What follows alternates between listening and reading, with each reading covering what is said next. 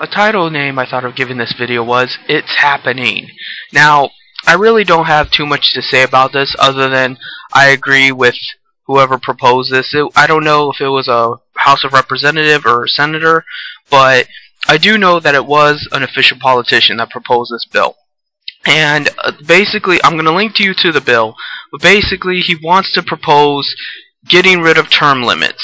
Now, I haven't read the bill thoroughly. I saw it on a different website, and people were just bitching about it, but not going in depth about it. But basically, I do know that they want to get rid of the presidential term limits, but I don't know if that would apply to senators and representatives and things like that. But all in all, I'm in favor of this because the principle of the matter is that term limits excuse corruption. In other words, let's say you or I were running for any kind of political office. If there's 2 or 3 limits, then basically you have to play hardball with the bourgeois, or else you don't get in, or else you don't stay in for very long anyway.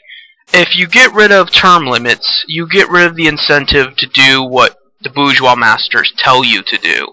This is not to say there won't be any corruption at all, but you know, if you or I were running, we would have to play their game in order to get more than one term. At best, we might be able to do what we actually plan to do in our last term.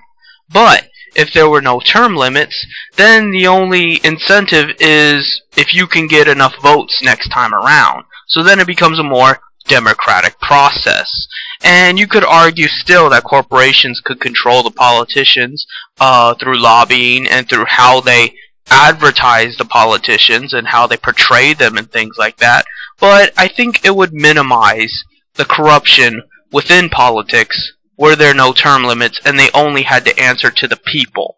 Now, you can disagree with me on that if you want to, but just check out the bill for yourself and see if you agree the happening. That's all I have to say.